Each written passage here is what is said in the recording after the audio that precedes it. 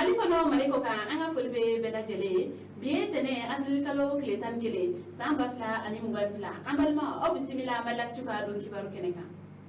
bi kibaru mamoro kada kuloka ode mali ministre mbeni aleka baranya silelo sanifere o nyera bolman ni o daga e mahmoud ul mohamed ale bora ka kuma jamana de fe sugu gele ya ukun konala kawla duna ka fo ministre ka fola ko ni wati lawan na ko gela kon be je fambe ko mali ko ni fene ayere soro o gela nun konala ko e gela ayere folo ko o bora coronavirus yere kon fene yorola ko ga mali yere kon fene ka gela flana ko o sababu bora sanji na jugala ko sabla ko sanji mana senefon kan na fo aka kan jugamna ko o fene temelon ko fe ko la kana balia o fene sebe mali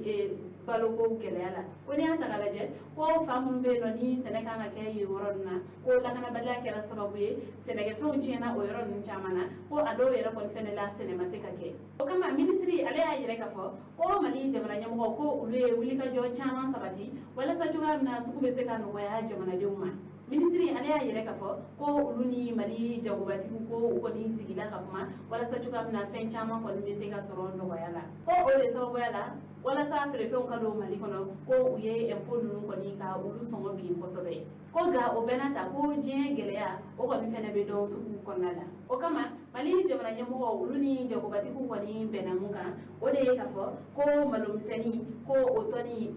jagobati ko fan fe no o toni be wa biolum dala o ko ni detail o be fere biolum la ndurula ko mu yere ko ni fene mali sukaro ko ni ko o be wanan ni keme worola o kilo o be fere kemela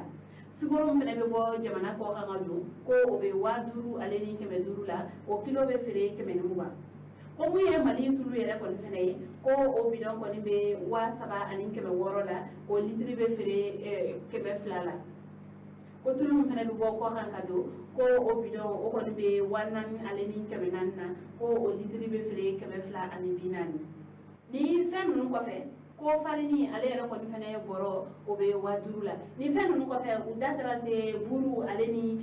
bakan uluka dumuni ale ni mali sima ale ni sima be bo mali ko kan ka dum fene sabla u ya yere ka fo ko mali sima ko o ko ni be wa muwa ale ni kilina ko sima be bo ko kan ka dum mali ko no o be wa muwa ni sabala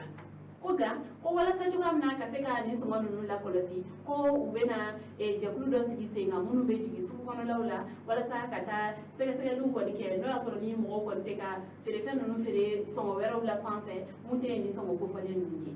kibara wara mambolo kada kuloga ode alam sante mede abril kalo kle wolomla an so mo ko nala ye dugutigi ka kangoro sigido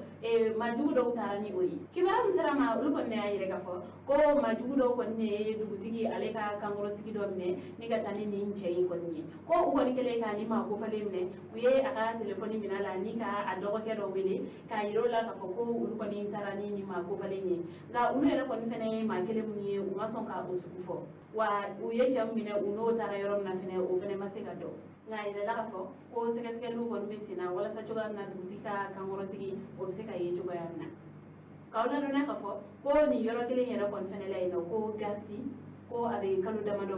ko kangoro tigi do fene me la o yoro ina hinno ko ga ko kli dama do o ko fe ko botara ke o shuka yoro do la kuna funu kunchela kibara wara mambolo kada kuloka ode gundam ye essence mara yoro bado tasuma do nawla ni ka cheli chamanke kibara msarama ulko ne ayire ka fo abril kalo kile kono ton sibrido ko tasuma ko do na gundam ale etaji mara yoro dola nege kaya tan duru wakati ko ni yoro ko ni jinna ko wa fina ko o jenni ko fe ko taji fere yoro wara bado fene be ni yoro kere fe ko tasuma tarasi yema ni ga yi fene jinni akoni yella ka fo ko mo ni mato akol tafe ga bolo feminan chen o ni barkan boyana ko wa ni tasma ya ale sera ka lajo ni mali fini ku ka deme ale ni dubude o fene ka deme ambal ma o ni kibaron ne kuma bolo ka da buluka ani che aka bulu majora o kambe anyo kana wele